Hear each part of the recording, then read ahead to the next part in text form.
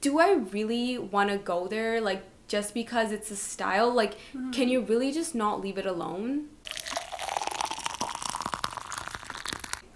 Welcome. You're listening to Nudity, a podcast where we get naked with our feelings while drinking tea. I'm Wendy, and on this podcast, we talk about food, life, adult stuff, everything we want to talk about, whatever we want to talk about. Sometimes we have special guests, like today. Introduce yourself! I'm Wendy's roommate, Michelle. I'm just a guest today. And the reason Michelle is a guest is because, one, Kim has moved out, so she is tragically no longer with us in this household, which means that I peer pressured Michelle into doing podcast episodes with me. So you're here now, and it's gonna be great because Kim would not be able to contribute on this topic anyway. That's true. Because what are we talking about today? We're talking about problematic K-pop culture. It's... The way I named this was Problematic AF K-pop featuring Michelle. Okay, so and not far off. That is exactly, you're correct. And the tea we're drinking today is, I'm glad I picked a clear glass. We're drinking chrysanthemum tea. Michelle mentioned like 2 seconds ago that it is far too hot to be drinking tea, but I'm dedicated to the craft, so. Oh yeah, that's the stuff. That's good. You like it? It's mild. Yeah. It's like chamomile. But it's not like chamomile. It's mild. It's mild, but not like chamomile. Okay. This is a very distinct taste, okay? Don't even try to relate this to chamomile. I'm off chamomile again, guys. I don't know what happened. I was like warming up to it for a while, and now I hate it, and I just, sorry, I can't. She's just not a loyal hoe. I'm not with chamomile, I'm not. Okay, so let's just jump right in. I think the way we kind of wanted to separate this episode today is for me to focus on more intercompany problems and issues and things related to Korean culture that are not good for the artists themselves or for fans. Mm-hmm. And then I'm going to hand that off to Michelle, hand off more like cultural appropriation, more racism type topics, because Michelle here has done so much research on it. I have. Spent almost an entire day watching videos, and she's prepared. She's got notes. She's ready. I almost unstand all of my favorite groups. That's kind of just what happens though, because again, K-pop is problematic AF. Yes. Yeah. So let's start out with the treatment of artists by their companies. Do you have any thoughts and feelings on that before I go off on my rant? I feel like the biggest problem there is that they start so young that it's so easy to like take advantage of that because they're already like so vulnerable, and you're kind of like, it's kind of like when they're growing. So like they can kind of like mold them in a way, and I think that they know that they can do that, which is why I think that like it becomes so problematic, is because like there's no parents. A lot of them move, like Tiffany from SNSD, like she just left America. Her mom wasn't there, her dad wasn't there, so she was like basically all alone, and like the managers were basically her parents. Yeah. Whereas like that's a lot of power. That is. And just for context, for people who are not into K-pop, these artists are identified by like scouts or whoever, or they enter into contests at very young ages. And that is because the standard of K-pop, I guess, has been relatively high. You need to be able to produce a lot of talent from these people. So the ages that they audition or get scouted, it's like very early teens to mid-teens, and latest like late teens. Yeah. That usually almost never happens. No.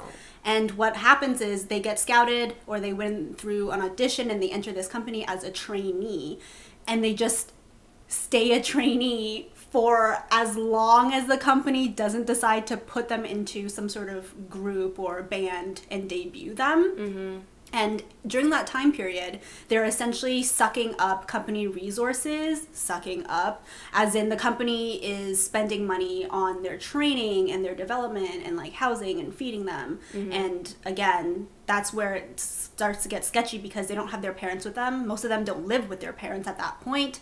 they are managed by their managers who, how good are these managers? We don't really know. There's been a lot of mistreatment of artists by their managers, even the ones who are not as young.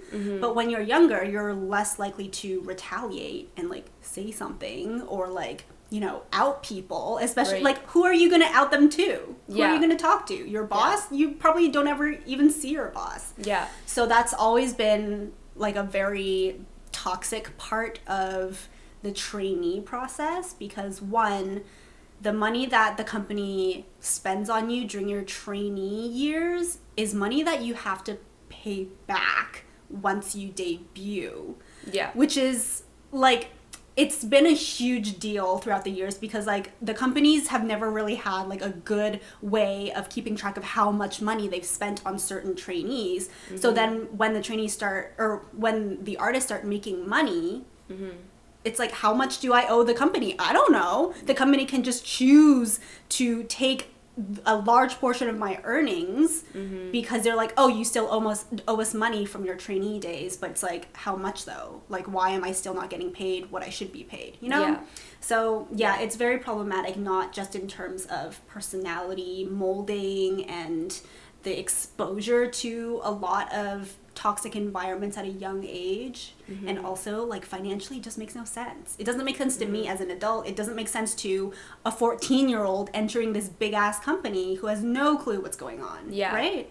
I feel like at the very least when they're signing the contract, they should be writing an estimate, or they should be writing like an amount that like, this is what we're giving you in terms of funds and what we're going to allocate to like resources for housing and food and stuff, and like this is like your this is what you're expected to pay back if like you're not successful or anything, so that at least like they know and they have an understanding of what they're getting themselves into. But I also feel like sometimes they make them sign stuff before where it's like, you have to give us 20% of your earnings, and then it's like, okay, but like for how long though? And then they just like keep leeching off of them in a way, kind of. And for those who don't know, in Korea there's like the big three production companies, not production, they're like the talent companies. It's SM, JYP, and YG. First of all, YG is just, let's not even talk about YG anymore. Blackpink just had their comeback, and we're going to get into that comeback real soon.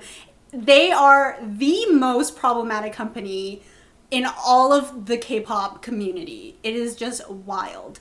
But the treatment of artists, aside from JYP is kind of like a special case, but all other Korean talent companies, even outside of like the big three, all have very similar structures. So it's always that like young trainee coming in, and they debut after X number of years because like no one ever really knows. And then once they become actual artists that are performing and have songs, it's still problematic. Like there's still so many instances of like physical health issues where they're put into unsafe situations when they're performing. Like all those videos of girls literally like tripping every 2 steps because the stage is so slippery because they're performing in the rain. Instances of car accidents because these people have been like on the road going to different events, doing different performances for like 20 hours straight, and no one has had any sleep, and their manager is the one who has to cart them around, and the manager has had no sleep because, the manager just goes with them everywhere. There's also been instances of unsafe situations surrounding their dorm addresses being exposed. Like security problems. Yeah, so many security problems. Those Sesong fans, y'all aren't fans. Y'all are crazy stalkers who need to stop. Yeah. You need to chill. Yeah, I mean, we're getting like a little bit more pushback on that from actual fans because we're like, we need to protect our artists. What are these companies doing? So companies now are more prone to taking legal action against people who are literal threats to their artists, which just like, that just makes sense, guys. It just makes sense. And people like leaking their phone numbers or their personal information or personal information of their family members, like all that, now we're seeing companies are taking more legal action. Yeah. And one thing I did want to touch on is the issue of mental health in K-pop and in K-pop artists. 2019 was a rough year. I think in 2019 we lost Guhara right? And then also there was someone else. Who was it? Sully. Yeah. I was hit really hard because it was very, like, the timelines were very close together. Yeah. And Sully, we knew she had been suffering from a lot of different issues, and she had been cyberbullied by supposed, like, K-pop fans, maybe not FX fans, obviously, because why would FX fans do that? Yeah. But Sully had been bullied by the netizens of Korea. The netizens, yes. The netizens, the K-netizens for so long about just, like, random shit. I feel like a lot of it had to do with her feminist movement of not wearing a bra, which is one of the main reasons why I really liked her, and I was so sad when I heard about it because she seemed like such a strong person, and she was always like all about that. Like, she knew she was gonna get backlash, but like she would do it on camera anyways, which is like mad respect. But I feel like every time she would do like a live or anything with like her nipple showing, people would just like lose it. Like, they would just be like, oh, like, you slut, like, you whore, blah blah blah, and I'm like, you guys really need to chill. Yeah, it's also a huge part of that is Korean culture as well. Yeah. Because slut shaming is such a big thing, especially with idols, with celebrities. Like, God forbid you've got a little cleavage out. Like, Hwasa, Sully, they're really into that no bra movement because they don't give a crap. Like, people just really want to latch on to their inner hoe. Yeah. Like, the inner hoe of these celebrities and somehow, like, want to trample all over that, where it's just like... I feel like they ask for that, though. Like, they love it when Hyuna releases those songs, but then when Hyuna and Hwasa actually do those things, they get so triggered. And it's... Why are you getting so triggered? And it's also so much of a double standard because all these oppas that are taking their shirts off, like, everything, they're like, oh my god, he's so hot. But as soon as a girl does it, they're like... You a hoe. You don't deserve to be a celebrity. Yeah. Like, why are you being such a slut? It's just a lot of negative energy and a lot of cyberbullying for these celebrities. And it's just not fair. No. It's just not fair to them.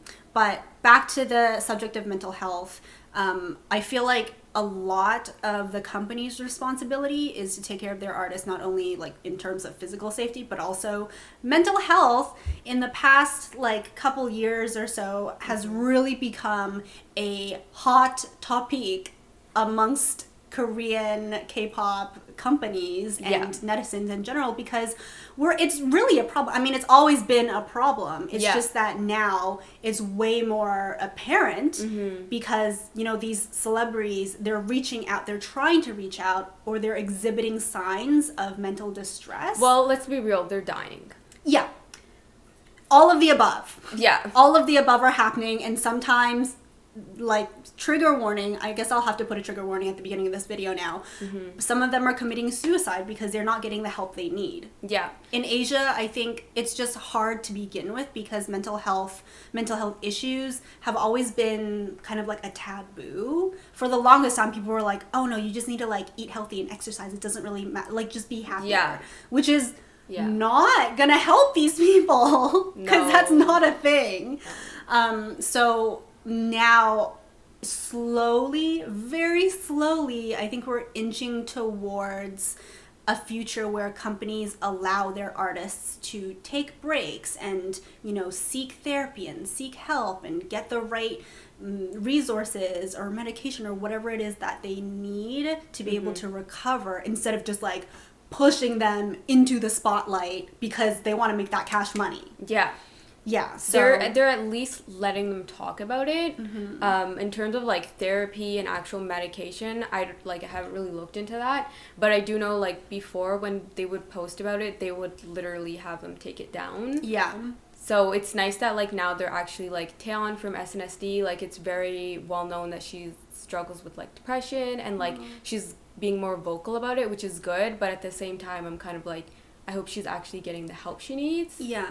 And I think as celebrities, it's really difficult to reach out because you don't want to expose yourself to the public and be that vulnerable to literally all of freaking Korea. Yeah. But you're a celebrity. You've got the paparazzi on your back. Your company's on your back. You've got your social media that you need to connect to fans with. Like, there's a lot of things that you have to be aware of, and reaching out for therapy or reaching out for help in that way is really tough, because who do you go to? Who are you going to go to who's not going to be like, oh, I know you have like a lot of mental health, but let me like take a selfie, you know? Yeah. Like, it's really difficult to really trust someone with your vulnerable side. Yeah. When you're a celebrity, when you're that huge. Yeah. And I also feel like a big reason why they post, because I feel like some people are really mean about it. They're like, oh, they're just like attention seekers. But I'm like, you know, maybe it's because they have tried going to their managers and people in their company, and nobody's helping them, so they literally have no option but to post it and hope for the best. Yeah. Oh, it's been a rough time for K-pop in general, but companies like JYP have really stepped it up in terms of how to take care of your artists, both from a mental health standpoint and also physical health, like eating well, exercising, not just like doing crazy ass diets to lose weight. Yeah. Did you have something to add to that last statement about JYP?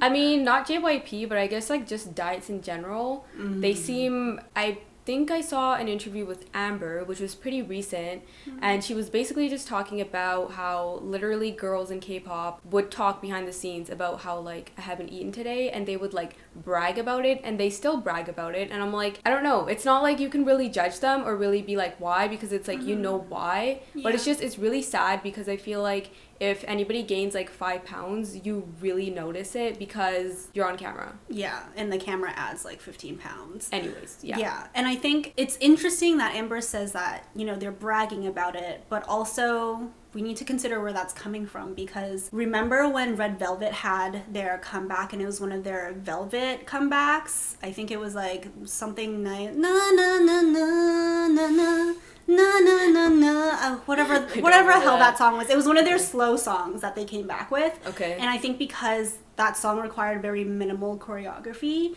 they like gained a little bit of weight, because I guess they didn't need to practice the same like high intensity choreography all the time. So they didn't like shed off the pounds, and I guess they weren't super like aware of how much weight that they had gained compared to their previous comeback.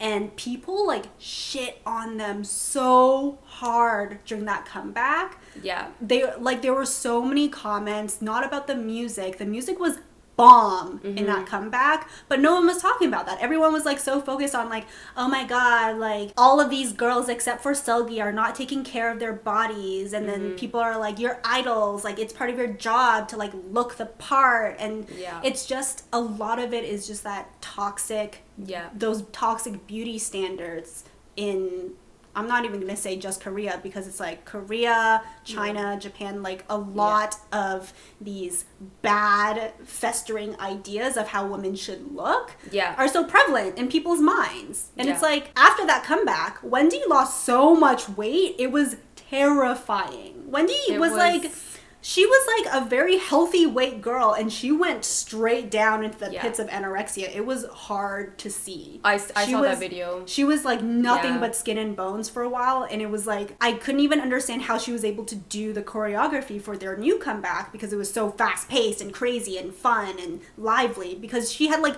no meat on her bones. Yeah, I think I remember like an interview of her being like, I'm kind of scared to eat now. Like, I don't know if I can eat this.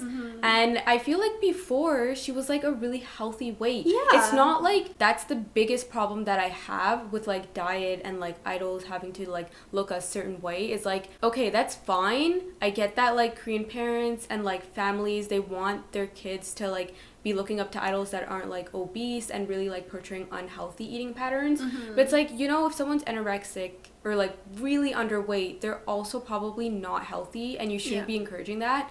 Like, I feel like you need to encourage people like Hwasa and like Wendy's body that was just like her natural body, because it's like, that should be fine, and it shouldn't be frowned upon. It should be like the opposite. Like, they should be happy and be like, oh, like she's so pretty. But I feel like a lot of the comments were like, she literally looks like a pig, which is so just so disrespectful. Like, can we please focus on the talent? Can we please focus on the music? Because that's what we're really here for. Yeah. These artists have put so much into these performances and like practicing for their voice and like everything. All their hard work has gone into this one comeback, this one album. And for the only result and the only feedback they get is completely not constructive and not even about their talent or their work, is just very disheartening. Yeah. And this also applies to males as well. Like males, it's more subtle. Like females, I think, get a lot of backlash if they're like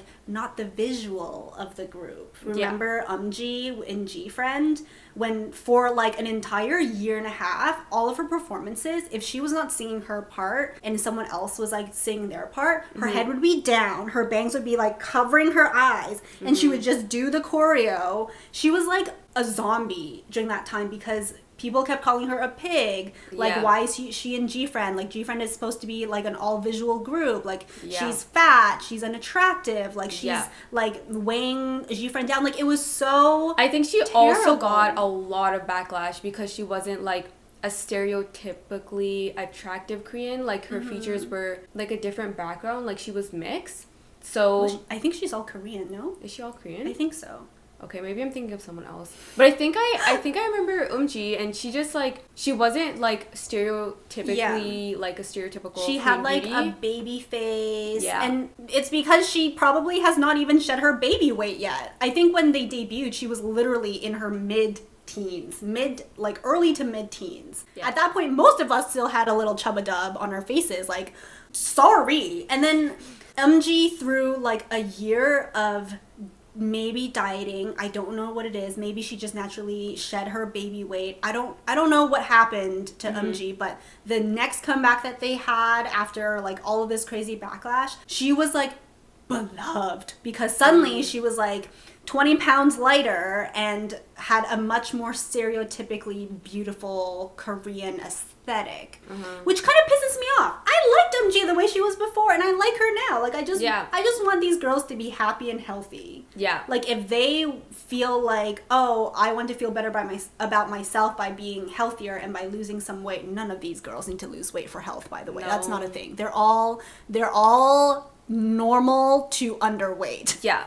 None of them should be losing any more weight. They're all bordering on underweight. Yeah. Yes. But, like, if that makes her feel better and she's doing it through, like, healthy exercise and like, eating good foods that help her, like, maintain or, like, shed some of the excess fat, cool, whatever. Yeah. Girl, you do you. Yeah. But part of me is like, we know that's not happening. We know that's not happening. She probably went on some like crazy binge diet. Not binge. The opposite of like starvation. Starvation diet after like a year of online abuse about her weight and her image. Yeah. That like her coming back and looking more stereotypically Korean beautiful is like, I'm happy for her that she's feeling better now, that she's clearly gained a lot of confidence. She no longer has like her head down when performing. Yeah. But part of me is also really sad because it's like, you should have held your head up high before. But she should never have had to like keep her head down. Like she should have. That's what I mean, yeah. She should have been comfortable, and clearly Korea did not make her feel comfortable. Korea doesn't make anyone feel comfortable about their bodies. Let's be real. I mean, unless you're not just Korea, but it's like a lot of Asian countries. Yeah. It's not just Asian countries, by the way. Like, we recognize that Canada and USA is also very problematic, and that, like, we also encourage very specific types. Like, maybe we encourage, like, thick a lot, curvy a lot, and kind of look down on, like, flatter chest women, but it goes both ways. And Korea, thanks to, you know, queens like Hwasa, thanks to Hyeon from Sistar, like these women, and also Jessie maybe, like women who are trying to break out of those beauty standards. And Hwasa gets quoted a lot because of her line where she said, you know, if I don't fit into the current beauty standard, I'm just going to have to make a new beauty standard. Yeah. Because, like, that's what she's doing. That's what they're trying to do, and that's what Korea really needs. We stan. We stan a good Hwasa queen. We stan Hwasa. She's out here just doing the most with her thick booty. I love it. Yeah. I love it. And she is all about free the titty movement. She doesn't care about bras, guys. No. It's fantastic. Hwasa was on our list for like, you know, the K-pop queens that we stan. I think we also mutually love Sunmi, who has been with JYP for a long time and then has now moved on to a different company. But she's still putting out just like good ass music. She's also received a lot of hate for her body. I'm just like, guys, why? Girl looks too fat on camera, you shame her. Girl looks too skinny on camera, you still shame her. Like, Sunmi is perfect. She's perfect. Like, she got so much backlash for being too skinny. Like, guys, please, everyone just chill. I feel like that happened to Rosé as well for a really long time. People were like, she's too skinny. She probably, like, always starving herself. It's like, guys, it's the same reason. Some people are just more prone to being a little chubs. Some people are just more prone to being looking like they're too thin. Yeah. But that's just their body. They might be perfectly healthy. Who are you to judge? Yeah. That's rude. But she's producing great music. She's always been like a very strong female character. She's outspokenly with the LGBTQ plus community. Like, she's doing good work. She's doing the most. Honestly, like, Sunmi and also Changha and Hyuna and Hwasa, these queens are like carrying the entire weight of the female K-pop community on their shoulders. Back. Okay. These girls are really doing the most. Changha, she's just, you know, a strong character. She doesn't do like conventional, like, ooh, super cutesy and like, you know, minimal talent. No, Changha brings the talent. She's an amazing dancer. She's an amazing singer. Yeah. And she gives it her all, every single performance. Yeah. It's like actually a little frightening. She looks like a robot. If you watch like all her live performances, just like, you know, one after the other, she does the exact same movements. Like, they're all on point. The facial expressions are all like so well defined and practiced. Everything's on point. When I saw that Gotta Go teaser, I was like, queen. Yeah.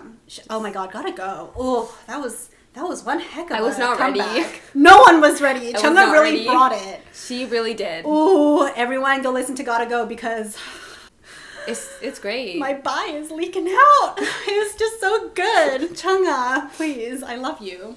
Not all K-pop artists are black and white. Sometimes it's their own fault. Sometimes it's because of management. Sometimes it's because of their company. But we just want to like have a little moment where we expose ourselves for the stands that we are. And Hyuna, just, you know, just been a queen since early 2000s, basically. Yeah. She started dating this guy in her company, and the company kicked them out.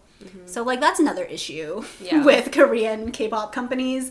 For some reason, they think that the value of an artist decreases if they start dating publicly. And maybe it does, but you don't own their life. If you look at the comments of people, of fans, quote unquote, and their reaction, they lose their shit. They lose their motherfucking shit. Yeah. When they start finding out that their bias in whatever group has a girlfriend / boyfriend or a partner, like, they cannot handle it. I'm like, who do you think you are? Again, toxic fans. Who do you think you are? Like, you think that if they weren't dating this person, they would come date you? That's not the case. Okay, so I think that about wraps up what I really wanted to get into, and most of it was just like inter-company and inter-Korean culture type things. One thing I did want to add, I do have a new female artist stan. Her name is BB. I played some songs for you guys. BB, she has her newest song, I believe, is Casino. It's fantastic. Go listen to it. All her previous stuff is like super chill vibes. It's very like R&B-ish, hip-hop-ish, and she just has an amazing voice, an amazing vibe. So recommend. We'll also link below. Yep. All right, on to the serious shit. We're gonna be talking about racism and cultural appropriation in K-pop. How do you want to start this? Okay, so I'm gonna start off by defining cultural appropriation because I feel like academic. That is where the biggest problem comes in, because I feel like a lot of the sae-songs, or just fans in general, they get so defensive because I feel like they don't really know what cultural appropriation really means. And cultural appropriation, in like a very broad definition, is anytime you take anything from a different culture that's not your own and you use it with little to no regard of its importance or its significance or like its history. And that happens a lot in K-pop, unfortunately. So there's basically 3 types of cultural appropriation that I thought we would talk about today. Oh boy. So let's start off with blackface. Let's just get right into it. Oh, here we go. Let's just get right into it, okay? Yeah, blackface happened a lot in all of Korean media and culture. And there was G-Dragon, who did it 3 times. Oh, G-Dragon. And I feel like, and there was also Taeyong that did it, and then he said Happy Monkey New Year in his video, which is problematic. But I feel like just in general, they really don't understand the history of blackface and the fact that blackface was really like, it started by white people and it was to ridicule black people to like less than human. So they would like really paint their face super dark and go really pink with the lips, and then they would either like, if they were like blackfacing like a male, they would like portray a rapist, a gangster, or like a straight up fool. A fool, like really stupid. Or for women, like they would like really go for like fetishized for like the body parts, like big lips painted on, just nasty stuff. Yeah, and very, very stereotypical, which is a really big problem, which also ties into like another thing in K-pop, which is when they imitate like their accents, which is what it actually is known as is African American vernacular English. And it stems back because it came back from the 17th, 18th century. And the reason that African Americans or like Hispanics or people of color in minority groups, why they have like a specific accent is because in urban communities, when they were like growing up, they didn't really have access to education, or like they kind of lived in a separate place, so they had like developed a different accent and a different type of English. Yeah, it's like a dialect as a result of isolation. Yeah, so when you imitate that, it's not actually funny. You just look really stupid. Yeah.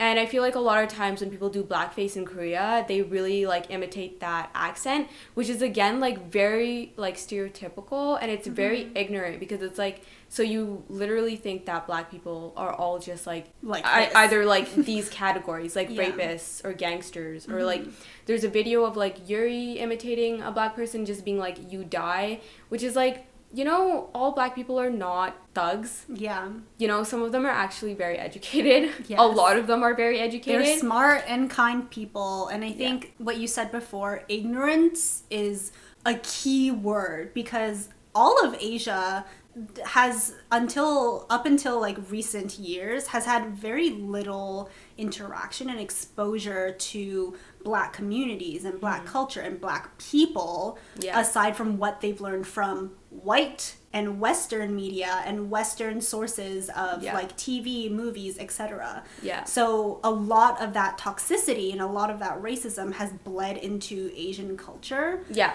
Which also means that because like we have less exposure to the black community, they're also slower to recognize how wrong these actions and these perceptions are. Yeah. And I feel like to an extent, definitely cannot excuse them, because they are well-grown. They're adults. First of all, they're well-grown adults.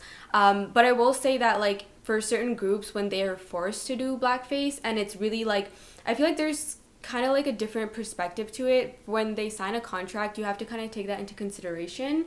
And it's like groups that have signed this contract and now their managers are telling them like, oh, you know, you should just tan your face for this skit that we're doing about homeless people. They really don't understand the line, and for them, they might not even know where the line is. Yeah. So it's not like we're totally 100% just saying they're awful people. That's not the case. Like good people can still be involved in racist acts. Yeah. And a lot of the racist acts that we're talking about is they should have known better, but they didn't know better because they were ignorant to like the entire background that is systemic racism and why it's wrong. Yeah, and I feel like a lot of times it's kind of like a mix, like it's not just them that's 100% responsible, but I will say there are still a lot of, unfortunately, K-pop idols that do this on their own time. Like Taeyong released that video on his live. He didn't have to do that. If he didn't do that, it's not like he was gonna lose his job. He didn't have to like talk back to his manager and be like, I don't want to,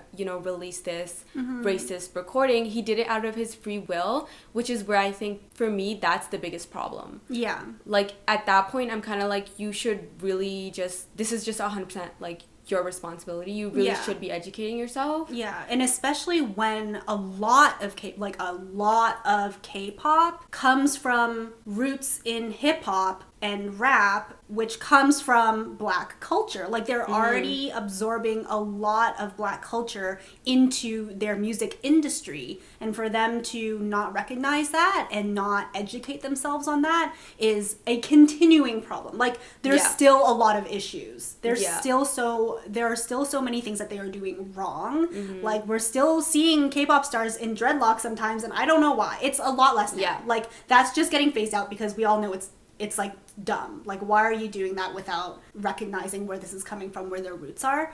But like for them to still not get it. Like, we still have artists who don't get it. Yeah, that was actually my next point. So hair is another really big thing. And I feel like a lot of times, actually, when I talk about dreadlocks or cornrows that K-pop stars do, a lot of fans or just people in general are like, how is that cultural appropriation? Like, it's just hair. It's just a style. But it's like, it's not just a style. It literally dates back to, like, when slaves had to hide food. Like, that's why they're called cornrows, because they would have to hide food in their hair and, like, survive off of it. So it's like, there's a really deep-rooted historical significance that you really have to recognize. And, like, if you want to make coin off of it, I feel like maybe you would have to ask the Black community for permission, but in order to even, like, gain their permission, you would have to first, educate yourself and, like, display that you're educated, and, like, really show that you know about the history. And then you would have to also, like, ask the community, like, is it okay if I was to do this? And I feel like there's still magazine covers being released, like Kai was on the cover with dreadlocks, and it was, like, a whole thing. But yeah, I really do think that, like, if you're gonna do that stuff, it's fine if you want to do it, but you have to go about it in a respectful manner. And personally, I would never do it. Like, even if I thought dreadlocks looked great on me, I wouldn't do it, because it's like, do I really want to go there, like, just because it's a style? Like, can you really just not leave it alone? Yeah. Like, there's so many aesthetics out there. Is that really the one you have to go for? Yeah. And I feel like a big part of it is because hip-hop is integrated in K-pop culture, and a lot of guys like Zico and, like, all these other rappers are really into, like, Black culture. And they don't really step back and be like, okay, but I have to, like, respect this and appreciate it before I just start taking from it. And that's the other thing. Like, we don't really know. We don't really get a lot of information from these artists about how they feel about where their music has come from or where they're drawing inspiration from, because they haven't said anything. They haven't shown any type of appreciation for the roots of their rap music or anything. Actually, I mean, like, BTS did, like, secretly donate $1 million to Black Lives Matter. So good on them, even though they got so much hate for, like, not supporting the Black Lives Matter movement. And they were like, but we kind of already donated in secret and we didn't really want to out ourselves. But I guess now we have to out ourselves for donating because y'all are yelling at us. Yeah. Like, it's like a whole thing. The hair issue, I wanted to add because I did watch a video on that recently. It was also a very big part of African culture, different African tribes, African communities to have different hairstyles and different ways of doing their hair, and that would be identifiers for individuals, for tribes, for different groups of people, social status, like all of these things ingrained in hair. And that's very similar to, like, for example, what I consider to be traditional Chinese clothing. Like, there are a lot of rules, there's a lot of tidbits of culture and history and background information that people may not know about, and that's the same for their hair. And when they were brought over to the US and North America as slaves, they literally the slavers just cut off all their hair. And they literally lost, like, their identifiers and this part of their culture and their roots. So it's, like, kind of hurtful, for them to now be like, oh, so when we have this kind of hair, it's not appropriate, it's not professional, it's hood, or it's like thug and gangster. But when white people do it, or when like K-pop artists do it, somehow it's like so cool and like amazing, and they get to be on magazine covers and all. Like it just feels very wrong because the power dynamic is so skewed. Yeah, that was another one of my points, is like there's still students in the US and just like around the world where they literally are prevented from graduating because their hair is too messy, and their principal will be like, you need to shave it off. But then... Wow! Who are you, a slaver? Damn! Yeah, and it's really sad because it's like, you know, a lot of like K-pop fans and just like some K-pop idols as well, they get so like defensive and they're like, oh, it's not even a big deal. But it's like, okay, but like, can you really not understand why the Black community would be outraged by this when they literally still cannot be comfortable in their own skin and their own hair, and you guys are just like taking from it and like not only just profiting off of it, but like getting complimented on it. Yeah, it's just unfair. Yeah, and I feel like if you're a true ally and if you're like truly with the Black community, you wouldn't even want to take that from them. You would literally respect that and be like, I'ma just let you have it. Yeah. Yeah, and just to end that off, again, like, there's also K-pop idols that use the N-word and just, like, take a lot from the culture, and for them to, like, really get into a fight about it and be like, oh, but, like, I appreciate it, why can't I just, like, you know, use these words or use this, like, hairstyle? It's like, but if you really, truly appreciated it, you wouldn't. If you really understood it, you wouldn't. Yeah. It's clearly you saying this and trying to justify it shows that you haven't done your homework. Yeah. And we hate that. We're not here for it. No. Yeah. Yeah. And we're not about cancel culture. We want to see growth is what we really want to see growth in K-pop. We want artists to start recognizing their racist pasts, you know? Yeah. And apologizing when apologies are necessary. Yeah. And trying to correct themselves and the actions of their companies as well. Like, I know a lot of K-pop artists have very little power in terms of their styling and their looks for each comeback and what goes into like these music videos and whatever concepts that they get put into. But also, like, these companies can't really do shit without you. Yeah. Like, you also hold a certain amount of power even though you're under these crazy ass contracts. Yeah. So, like, I want these artists to start pushing back a little bit when they see things that are wrong. Yeah. Okay. Like, I think there's only to a certain degree where you can be like, I'm being forced to do it. But it's like, if you guys all unanimously really pushed back, what can they really do? Yeah. Like, they can't just lose out on several $1 million because this group decided to collectively not perform. Like, the company can't do shit in that situation. And I know it's hard in Korean culture to, like, go up against authority figures and people who are your bosses and your seniors. But, like, that also needs to start changing because that leads to a lot of, like, bullying and other shit that we didn't really get into in this episode within groups and within companies.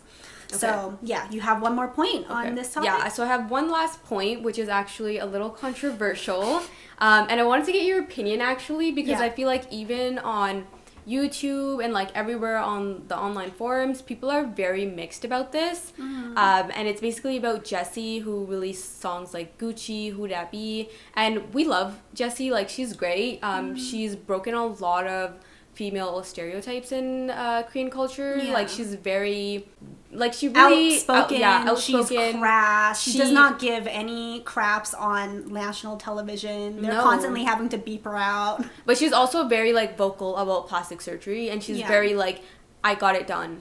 I don't understand, like, Korea, you're all getting plastic surgery done. Why is no one, like, admitting it? We all know. Why is Jessie the only one who's like, yeah, boobs, fake? Yeah, we know you're not all natural. It's fine. Don't try to lie to us. We know the truth. Yeah. But basically, what happened with Jessie is, first of all, in her song Who That Be, she mentioned Crips, and she basically said Diamonds Blue, something Crips, and a lot of people were outraged by that because it was like, who are you to even make a lyric about Crips and, like, just throw it into one of your songs? Like, you literally have never been in a gang, and you don't know... I'm sorry, I am not woke.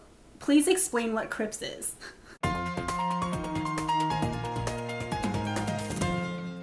This is one of those are you asking about like what I think at this? Okay. This is one of those situations where I think like the why go there policy applies. You know, like it's such a controversial subject on its own already. It's to do with a race of people, a community of people that you are not in any way affiliated or associated with. Mm-hmm. Why go there? Yeah. So yeah. I'm a no for that. You're okay. I'm a no. All right. How do you feel about it though? I feel like you really shouldn't. Something as touchy as that, where people have literally, so many people have lost their lives, and you know nothing about the gangs, you know nothing about what it's like to be in a gang. Mm-hmm. You don't know, like, it's not just like a cool thing that makes you look gangster to say that. It's literally like history, and you should just like disrespect it like that. Mm-hmm. Just my opinion. I know a lot of people are like, it's just a lyric, you need to calm down, dude, but I'm like, lyrics mean things. Yeah, and people are listening to these lyrics. Yeah, and aside from that, she's also done blackfishing. Mm-hmm. She's been accused of blackfishing a lot of times, but she does not own up to it. Mm-hmm. And in my opinion, there's like a really fine line between tan and blackfishing. Mm-hmm. And in some of her pictures, in one of her pictures where she's like has a shot of her back, it literally, like, I've seen a black YouTuber be like, girl, you look black. Mm-hmm. And for her to say that she looks darker than me is like, okay, Jessie is not just tanning. Like, I'm sorry, but there's a difference, and she was called out on it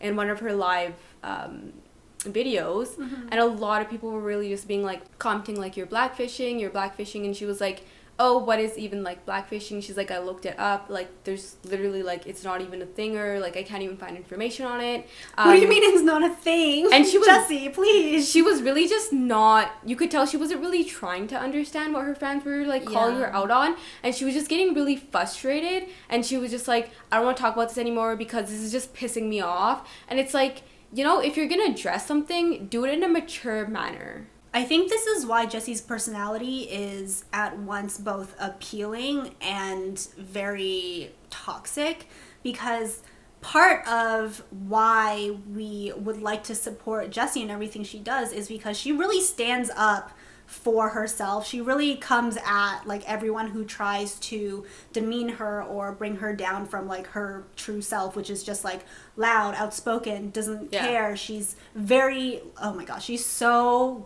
grounded in Black culture that it's like very hard to separate her work and her aesthetic from Black culture.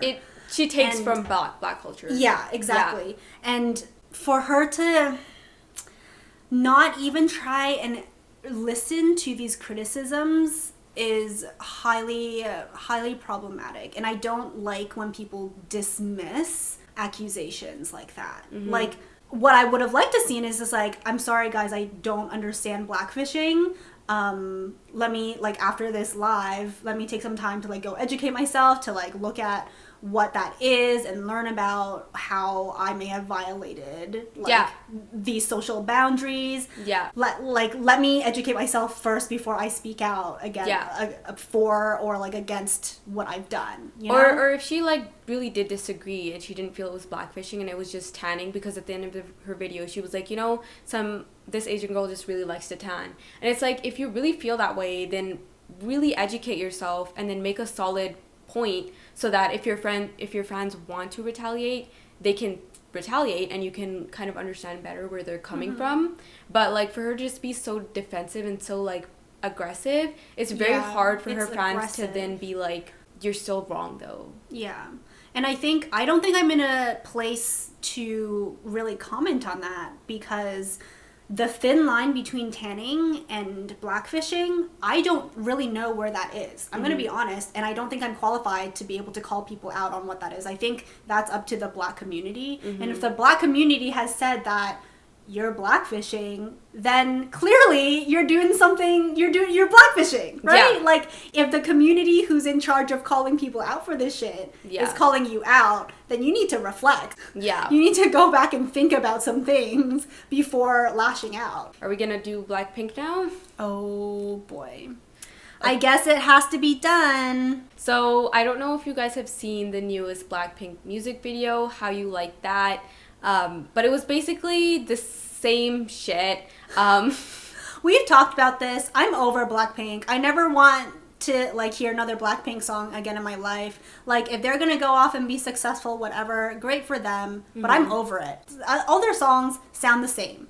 It's not even that they sound the same. At this point, it's literally like How You Like That, in my opinion, was not even the same. It was so dumbed down. It was the same, but It's dumbed true. down because when they like go and it's like it's so like here and like as if you're live. Where is our dun dun dun dun? Yeah. Dun, dun, dun, dun, dun, Yes. dun. Like where It was are the here. high ass balls? And How You Like That, especially like- the live was so dead. Like Jisoo was like, How You Like That, and I'm like, no, And I then don't like and that. the rap, look at you, look at me, look at you, look at me. And I hated every moment of it. I hated it. Well, there's also like 20 seconds of Jennie in the back being like, yeah. Okay, can we let's just move on. Basically, this is not what we came here to talk about, but I just want to reiterate their new comeback is hot garbage and we don't like it. No.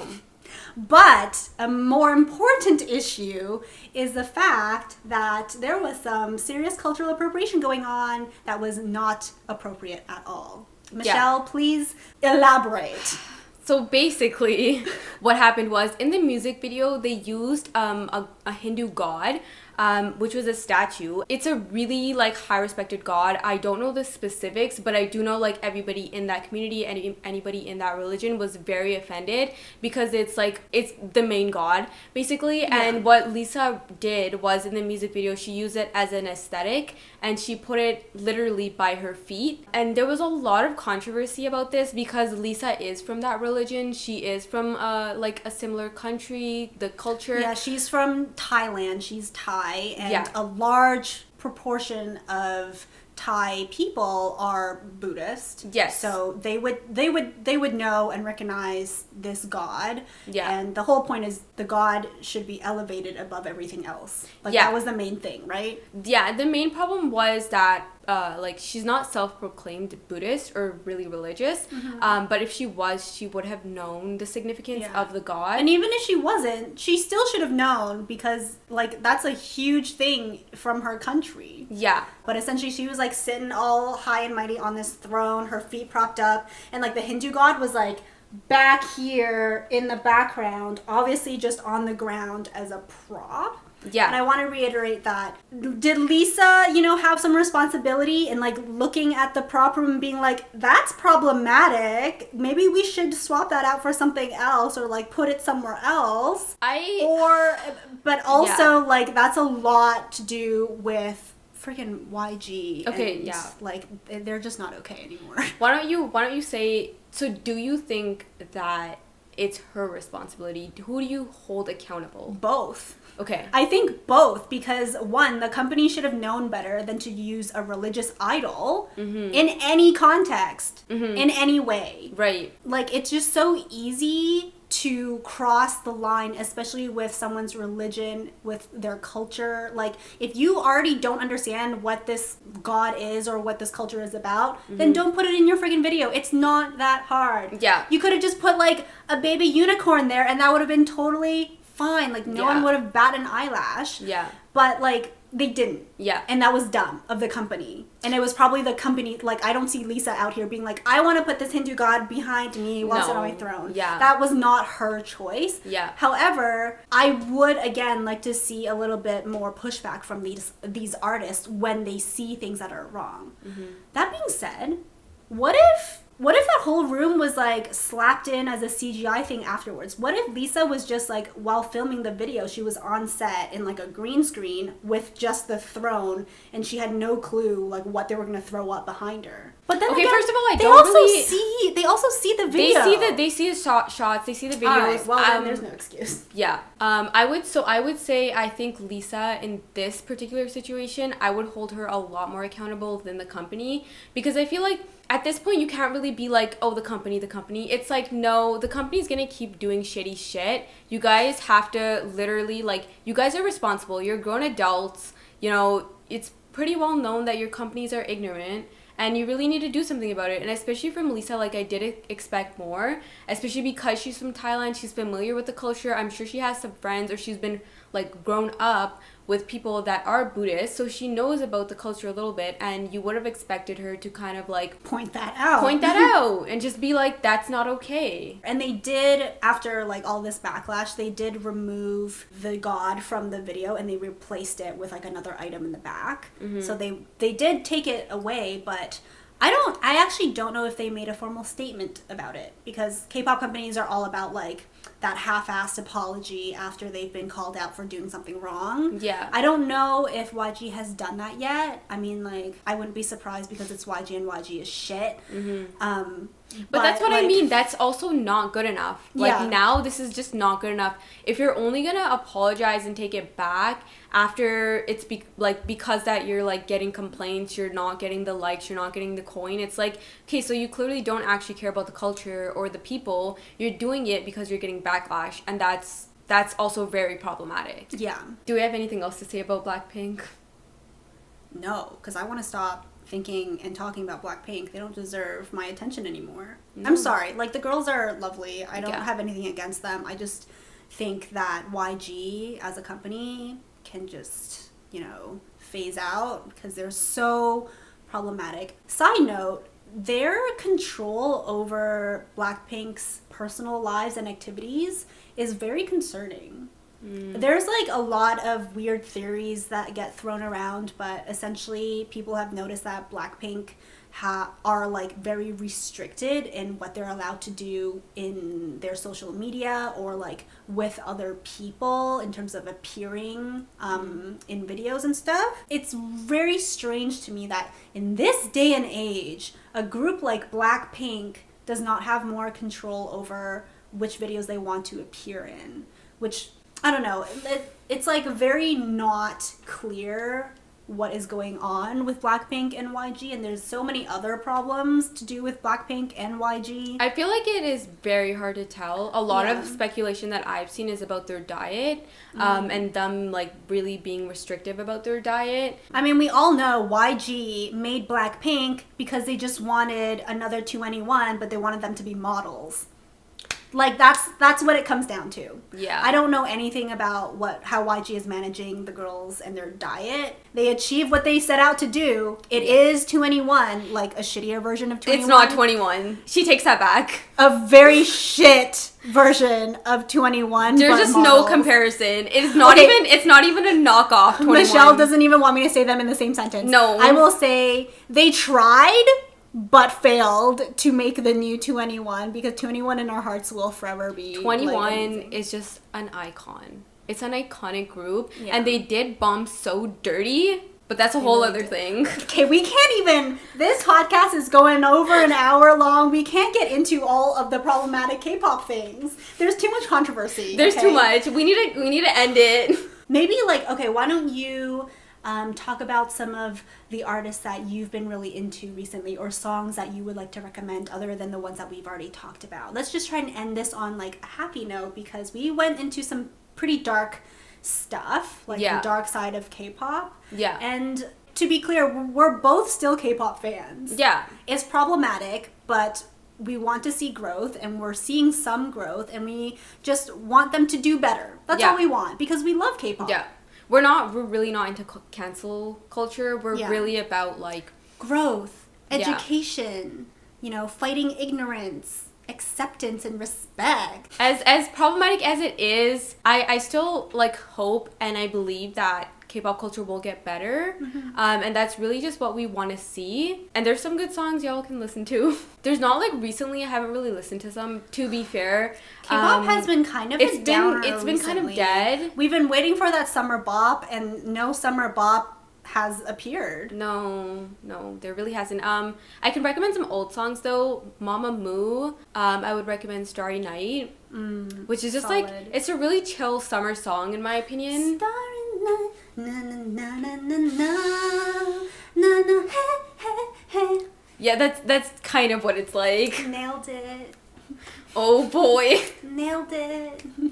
Hwasa's and Loco's song Don't is also like, I love that song. Just don't listen to like the solos in Mamamoo right now. They're not really thriving. Oh, Solar, why? Expected so much and got so little. Yeah, it was just bit too, the whole song. It was okay. It was aight, but just... It was not okay. It was mad disappointment. Damn. Moving on. Okay, yeah. Check out some of 21 songs because icons, do throwbacks. 21 Follow Me, 21 Fire, and okay, Big Bang is problematic, but Big Bang had some good songs. It's true. I I also love Dean. I know this is supposed to be like Michelle and your cool songs, but do you also love Dean? I love Dean. Yeah, I love Dean. I love Half Moon. Half Moon is like delicious. It's delectable. It's sexy. It's slow. It's vibes.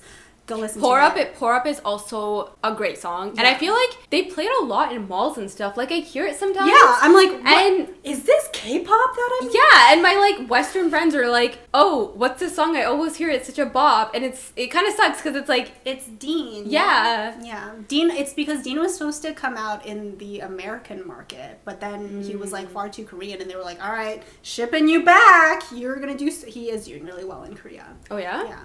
And Highs is her like earlier work I think was better. Highs and Dean had a collaboration. I forgot the song. And July I think it was their collaboration. It's so good, and the music video is like fun and cutesy. And I would say one of the most iconic songs though, Dara Kiss. Dara Kiss, that music video was so cliche, but it had me shooketh, okay? So those are some recommendations from us because we are still K-pop fans, the healthy kind, not the sesang kind, not the stalker, fetishizing kind. No. Nayan, we're praying for you out here with your crazy German, I think it's his nationality, stalker. Anyway, thanks for listening. If you would like to listen to this episode and previous episodes, you can find them basically anywhere you want to find your podcast. The video podcast will also be up on YouTube. Everything is under Nudity Podcast. Thanks for listening. Bye.